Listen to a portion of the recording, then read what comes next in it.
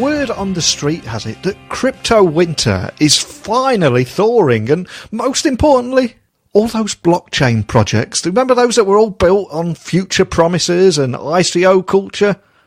Well, the future is right here, and we're beginning to see the first fruits from those ICOs, from those future promises. So the future is already here. We're now talking about real partnerships, real use cases, and stories of early adopting businesses leveraging emerging technologies.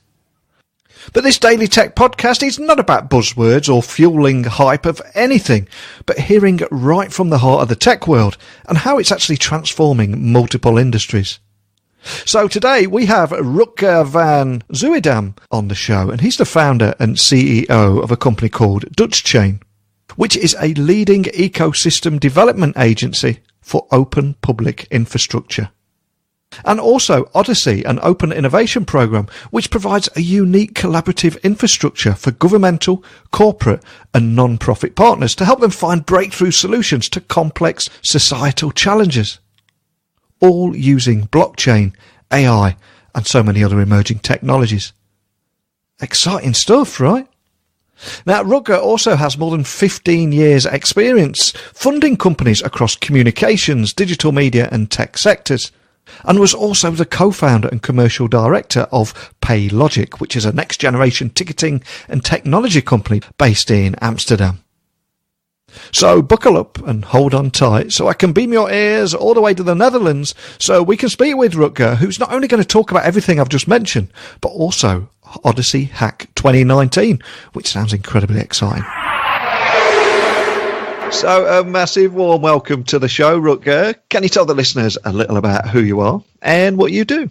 Thank you, Neil. So thanks for having me, first of all.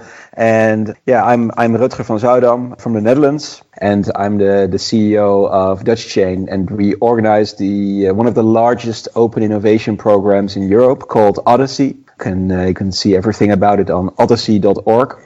And what we focus on is really the how can all these new types of technologies like blockchain and AI serve our society in the best possible way. And what we found out is that there is a really interesting space to look at, and we call it digital public infrastructure. And this is where we have managed to get corporates, governments, startups, regulators, scale-ups, scientific institutes all on board in an open ecosystem that is focused on discovering the future by actually building it.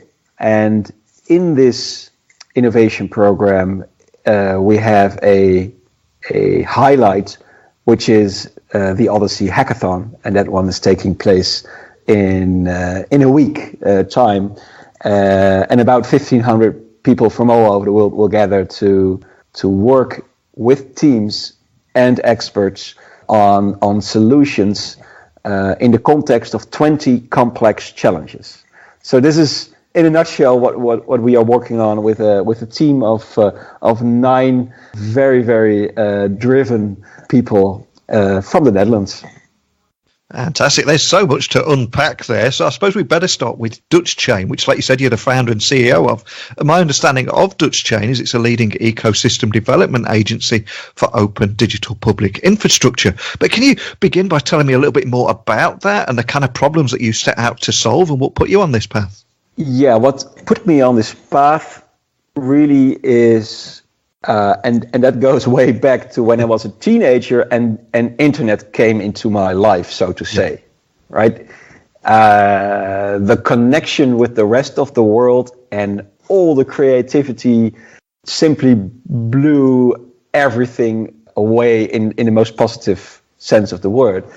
And this was before Napster, when there was no MP3 yet, so, but still this new thing was there. And then, of course, that evolved, and it was shaping our society more and more in a good way, but also in ways we don't really know how to cope with yet, I think. And then after social media came in the mid and late 2000s, I came across Bitcoin, and then for me, everything else was just kind of boring, because all of a sudden we have this digital public infrastructure for a global payment network, and it is not owned by anyone, and it is absolutely independent and neutral. And this whole idea, I think we can take much further. And this is also what is basically at the core of what we're doing at Odyssey. So that's basically how we came to it, because what I was doing when I came across Bitcoin is both doing experiments with it, like built all kinds of new gimmickle apps. Like I was at a Bitcoin conference, one of the first ones in Europe, organized by Mo Levin. I think it was in 2014 or so. And then I couldn't pay my beers at the bar with Bitcoin, and I was like, what is this? Right? So then we developed this point of sales system for restaurants and bars where you could easily pay your beers with Bitcoin. But we also it was a time when Google Glass came out, and we connected the Google Glass to a blockchain.info wallet and a Coinbase wallet. So then you could do hands-free payments. So you could say, okay, Glass, make a payment, and then it scanned the QR code like Robocop style, and then you could nod twice, and then it pays the actual bill. And we had so much fun doing these kind of things, but also we learned so much about how this Bitcoin as an infrastructure system works, and it gave me the idea that you can actually discover the future by actually building it in a very good way. It takes you out of your comfort zone. It's a lot of fun. And I also have organized a couple of conferences, but it wasn't really satisfying enough for me because, it's just talking, right?